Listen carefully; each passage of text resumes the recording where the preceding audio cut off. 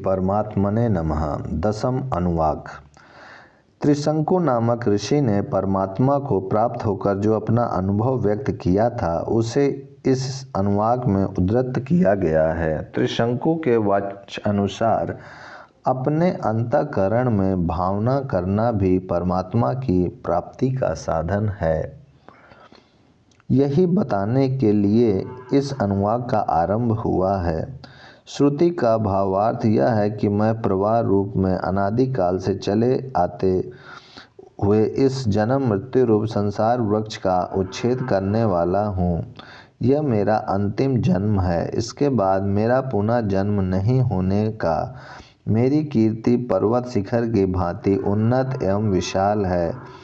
अनुत्पादक शक्ति से युक्त सूर्य में जैसे उत्तम अमृत का निवास है, उसी प्रकार मैं भी विशुद्ध रोग दोष आदि से सर्वथा मुक्त हूँ, अमृत स्वरूप हूँ। इसके सिवा मैं प्रकाश युक्त धन का भंडार हूँ, परम आनंद रूप अमृत में निमग्न और श्रेष्ठ धारण युक्त बुद्धि से संपन्न हूँ।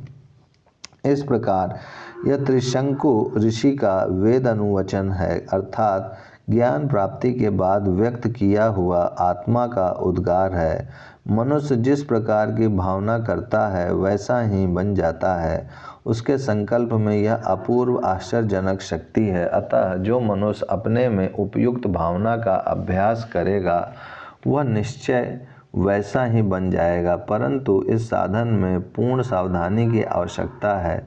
यदि भावना के अनुसार गुण न आकर अभिमान आ गया तो पतन भी हो सकता है। यदि इस वेद अनुवचन के रहस्य को ठीक समझकर इसकी भावना की जाए तो अभिमान की आशंका भी नहीं की जा सकती। दसम अनुवाक समाप्त। एकादश अनुवाक। गृहस्थ को अपना जीवन कैसा बनाना चाहिए, यह बात समझाने के लिए इस अनुवाक का आरंभ किया गया है। आचार्य शिष्य को वेद का भली भांति अध्ययन कराकर समावर्तन संस्कार के समय गृहस्थ आश्रम में प्रवेश करके गृहस्थ धर्म का पालन करने की शिक्षा देते हैं।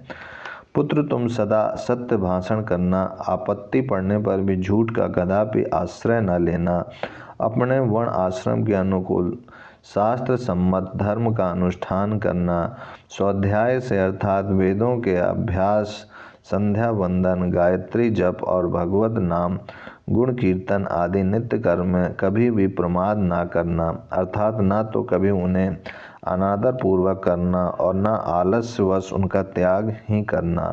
गुरु के लिए दक्षिणा के रूप में उनकी रुचि के अनुरूप धन लाकर प्रेम पूर्वक देना, फिर उनकी आज्ञा से गृहस्थ आश्रम में प्रवेश करके स्वधर्म का पालन करते हुए संतान परंपरा को सुरक्षित रखना, उसका लोप न करना, अर्थात शास्त्र विधि के अनुसार विवाहित धर्मपत्नी के साथ ऋतु काल में नियमित सहवास करके संतान उत्पत्ति का कार्य अनासक्ति पूर्वक करना।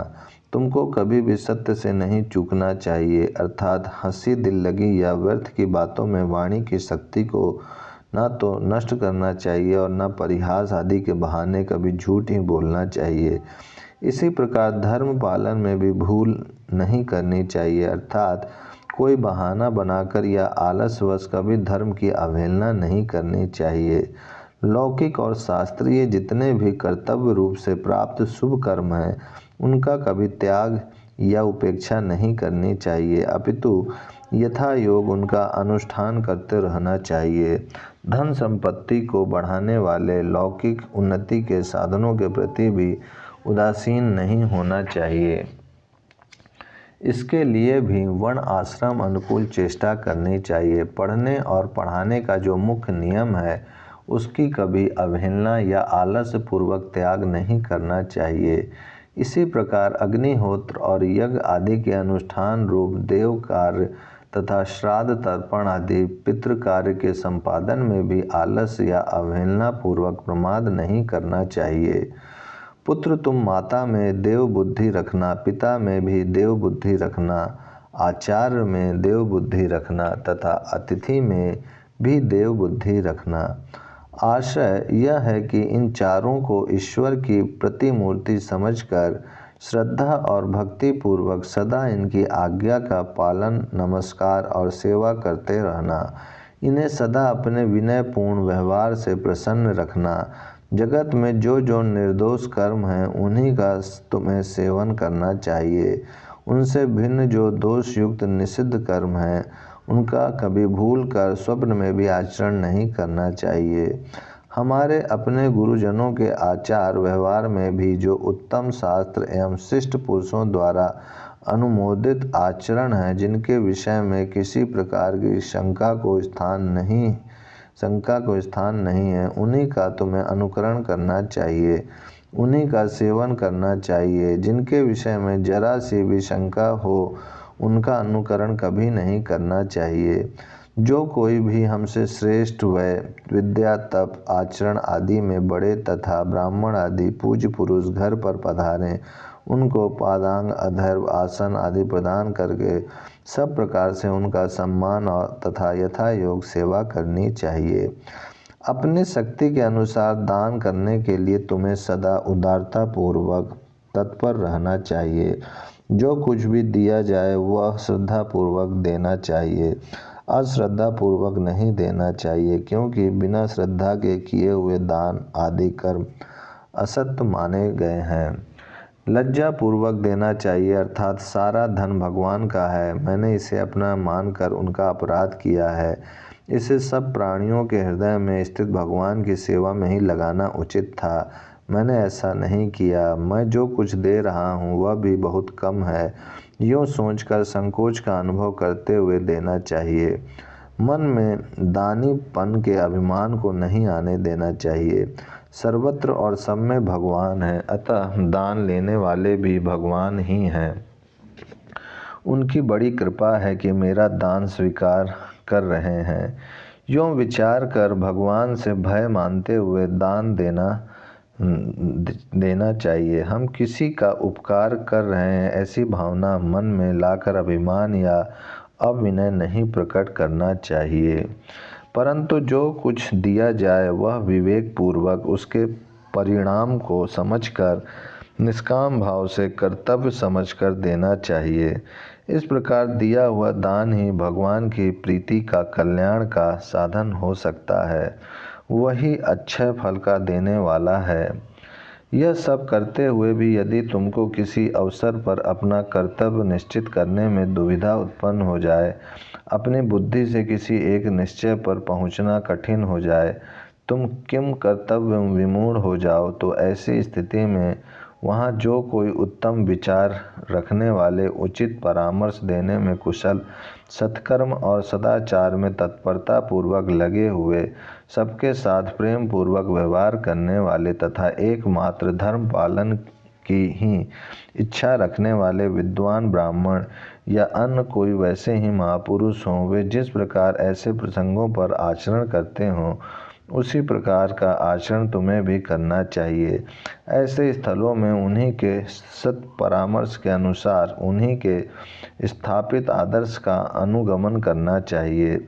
इसके अतिरिक्त जो मनुष्य किसी दोष के कारण लांछित हो गया हो, उसके साथ किस समय कैसा व्यवहार करना चाहिए, इस विषय में भी यदि तुमको दुविधा प्राप्त हो जाए, तुम अपनी बुद्धि से निर्णय ना कर सको, तो वहाँ भी जो विचारशील, परामर्श देने में कुशल, सत्कर्म और सदाचरण में पूर्णतया संलग्न तथा धर्मकामी, सांसारिक धन आदि की कामना से रहित निस्वार्थ विद्वान ब्राह्मण हो, वे लोग उसके साथ जैसा व्यवहार करें वैसा ही तुमको भी करना चाहिए। उनका व्यवहार ही इस विषय में प्रमाण है। यही शास्त्र की आज्ञा है, शास्त्रों का निचोड़ है। यही गुरु एवं माता पिता का अपने शिष्यों और संतानों के प्रति उपदेश है तथा यही संपूर्ण वेदों का रहस्य है। इतना ही नहीं, अनुशासन भी यही है। ईश्वर की आज्ञा तथा परंपरागत उपदेश का नाम अनुशासन है। इसलिए तुमको इस प्रकार कर्तव्य और सदाचार का पालन करना चाहिए। इसी प्रकार कर्तव्य एवं सदाचार का पालन करना चाहिए। एकादश अनुवाक समाप्त। द्वादश अनुवाक। शिक्षावल्ली के इस अंतिम अनुवाक में भिन्न भिन्न शक्तियों के अधिष्ठाता पर ब्रह्म परमेश्वर से भिन्न भिन्न नाम और रूपों में उनकी स्तुति करते हुए प्रार्थना पूर्वक कृतज्ञता प्रकट की गई है। भाव यह है कि समस्त आदि दैविक, आध्यात्मिक और आदि भौतिक शक्तियों के रूप में तथा उनके अधिष्ठाता मित्र वरुण आदि देवताओं के रूप में जो सबके आत्मा अंतर्यामी परमेश्वर हैं, वे सब प्रकार से हमारे लिए कल्याणमय हों, हमारी उन्नति के मार्ग में किसी प्रकार का विघ्न न आने दें। हम सब के अंतर्यामी ब्रह्म को नमस्कार करते हैं।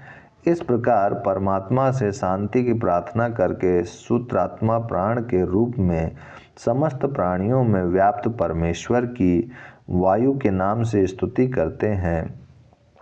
हे सर्वशक्तिमान, सबके प्राण स्वरूप वायु में परमेश्वर, आपको नमस्कार है।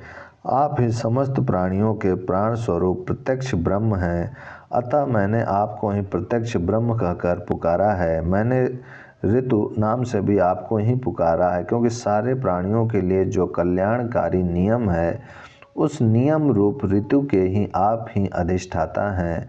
यही नहीं, मैंने सत्य नाम से भी आपको ही पुकारा है, क्योंकि सत्य यथार्थ भाषण के अधिष्ठित देवता भी आप ही हैं। उन सर्वव्यापी अंतर्यामी परमेश्वर ने मुझे सत्य आचरण एवं सत्य भाषण करने की और सत्य विद्या को ग्रहण करने की शक्ति प्रदान करके इस जन्म मरण रूप संसार चक्र से मेरी रक्षा की है, तथा मेरे आचार्य को उन सब का उपदेश देकर सर्वत्र उस सत्य का प्रचार करने की शक्ति प्रदान करके उनकी रक्षा, उनका भी सब प्रकार से कल्याण किया है। यहाँ मेरी रक्षा की है, मेरे वक्ता की रक्षा की है। इन वाक्यों को दोहराने का अभिप्राय शिक्षावल्ली की समाप्ति की सूचना देना है।